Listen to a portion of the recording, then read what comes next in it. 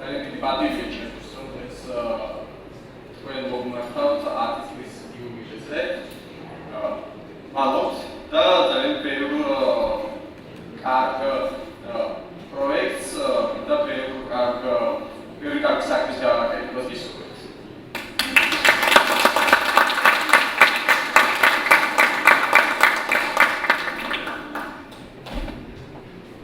მადლობა. მე ბავშვის გარდა სალომე ასათიანს თხოვე, ასევე ქალობის საერთაშორისო კავშირის. არ დავვალავ, სალომე ჩემი მეგობარიც არის, მაგრამ ეს მეგობრობა, რომელიც ჩვენ შორის არსებობს, ასევე მე და ალბათ ჩვენს სწორედ ბერის ფონდს ვუმადლი, იმიტომ რომ ჩვენ სწორედ ბერის ფონდის საშუალებით გავიცანით ერთმანეთი. და ჩემთვის ბერის ფონდის და ასეთი მეგობრობაც განსაკუთრებით ღირებულია, იმიტომ რომ ეს არის სწორედ ღირებულებებზე აგებული მეგობრობა, შედარებით უკვე დასრულ ასაკში და ამიტომ მე მინდოდა სწორედ ეს პერსონალური ნოტა შემოვედანა ამ ამბავში. და გავაქცევი დედაშენ პერსონალურ ნოტას და საერთოდაც ალბათ დღეს როდესაც ვფიქრობდი რაზე შემესაუბრა, ძალიან ბევრი პერსონალური მოგონება, სუბიექტური გამოცდილება მაგაშერებს მე ამ ფონდთან კონკრეტულად. და არ შეგაცდეთ ესე გაჩერება მოკლედ ვთქვათ ის რას ვფიქრობ მე, კიდევ ერთხელ ამოვიხსენებ ხოლმე ჩემი სუბიექტური რეფლექსია და ამ წლების განმავლობაში ჩემი ამ ფონდთან ურთიერთობისგან გამომდინარე შექმნილი შთაბეჭდილება. ამ კონფერენციაზე ბევრი იქნება და ჩვენ ბევრს ვაპარაკობთ ხოლმე იმაზე, რომ ასეთ ღონისძიებებს ზოგადად სამხალხოს საზოგადოებას საქართველოში და ყველგან ერთ-ერთი მთავარი პრობლემა მისი არის გარკვეული ლოკალურობა, ის რომ რაღაცა სალონურია, ვერ ჩნდება ქართულ მასებს, ასე ვთქვათ.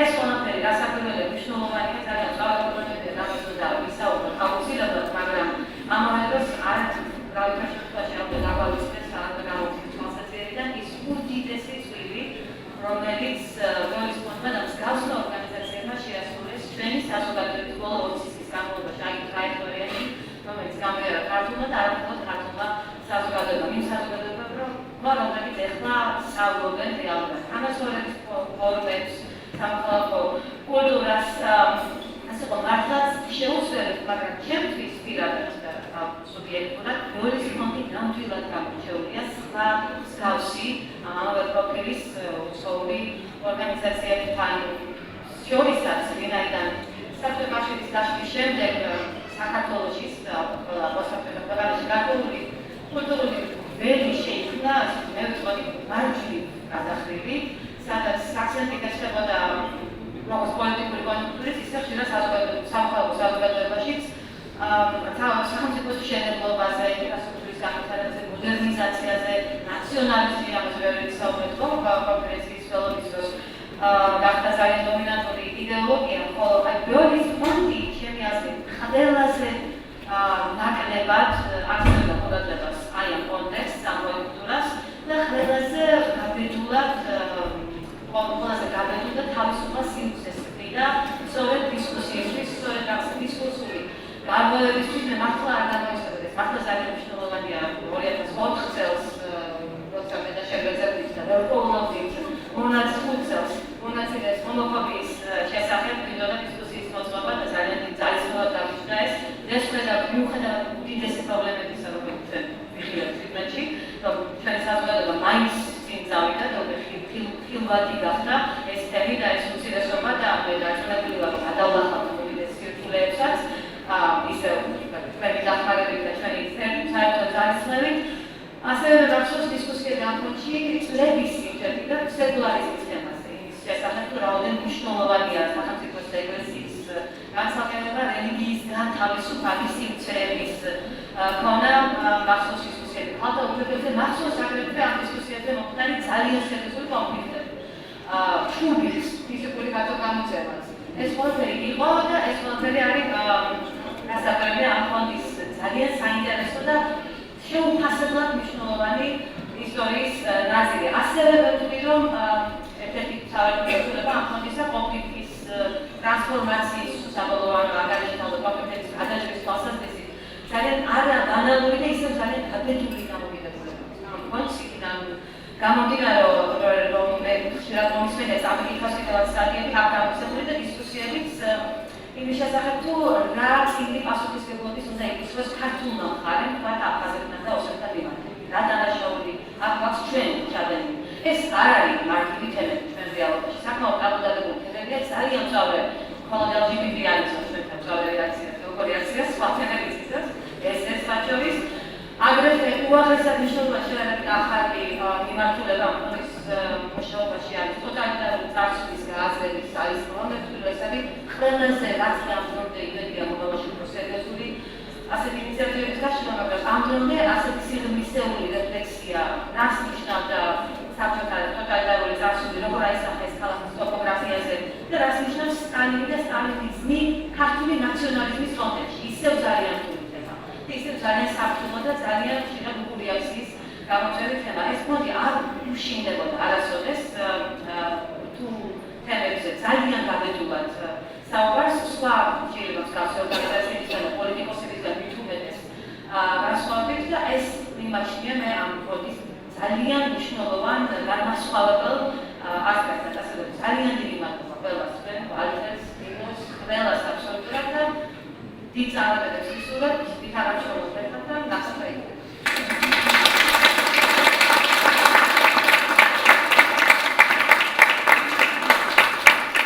მადლობა სალომე. სამგრძელოებსაც რა თქმა უნდა აქვს თავისი საზღვარი და წესი. ერთი პატარა ამბავი დაგვრჩა კიდე ჩვენ, რომელიც დღეს სპონტანურად ლადო ვარდოსანიძემ მოიდობა. კი. ლადო ვარდოსანიძეს ყველაფერი კარგად გამოდის, მათ შორის სახელმწიფოებიც. ამაში დამარცხებიან ჩვენი სტიპენდიატები და ჩვენი თანამშრომლები. ბატონო, ხრობს.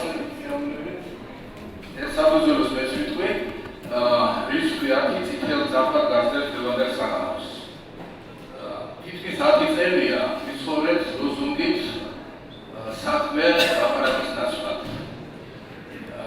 დღეს სიტყვა საქმეს იქცა ფონდის ფარგლებში.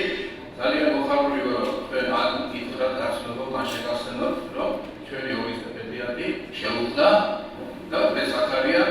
ეს არის ჰამლეტი, ეს არის პამპა. მოგზაურობთ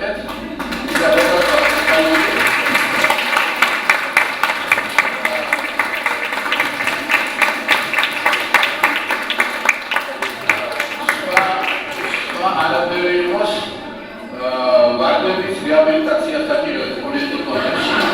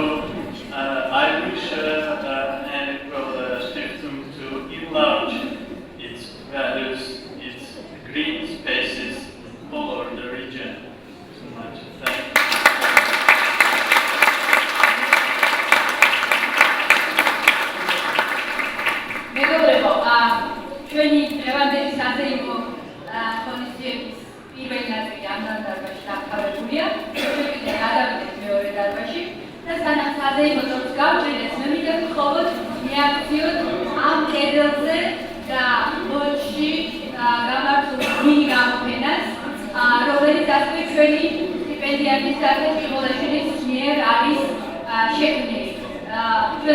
მადლობელი ვარ იმისთვის, რომ მან ეს დოკუმენტაცია გააკეთა.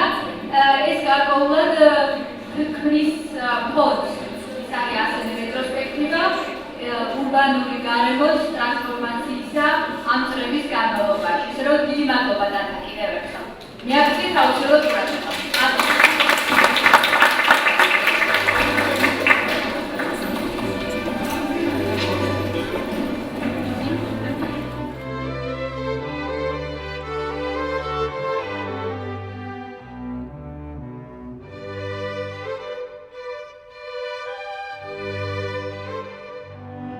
დღევანდელი დღე არის, რა თქმა უნდა, ის დღე, დაფასების დღე, რაც ბიოლმა 10 წლის განმავლობაში გააკეთა ჩვენთვის საქართველოს სამოქალაქო საზოგადოებისათვის ბიოლის ფონდი გახდა ერთ ყველაზე ახლობლური ალბათ სიტყვა, წინადადება.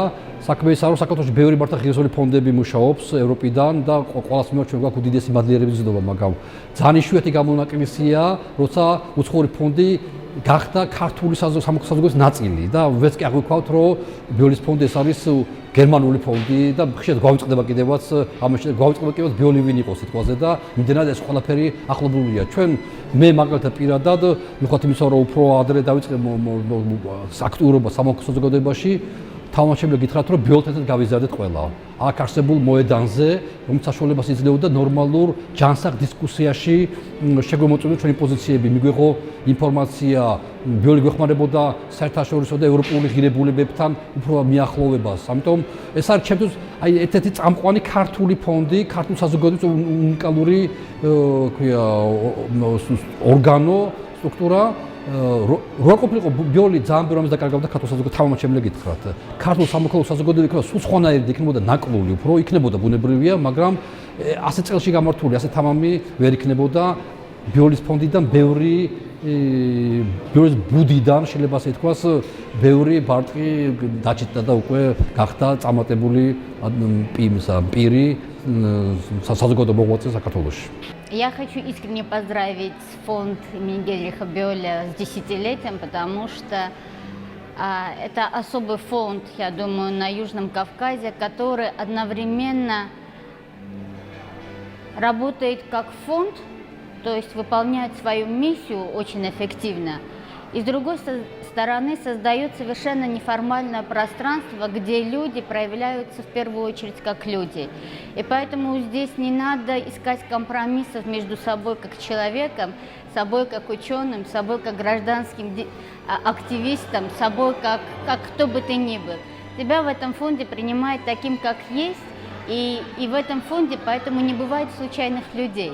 Ты абсолютно не ощущаешь национальных, этнических, государственных границ с людьми, которыми общаешься здесь. То есть это действительно некая платформа общей культуры, которая может стать таким хорошим образцом того, как можно создавать пространство диалога, абсолютно не изменяя себе и себя, оставаясь самим собой и при этом понимая людей, которые приехали из Германии, из России, из Соединенных Штатов, из Азербайджана, из Армении и, естественно, из Грузии.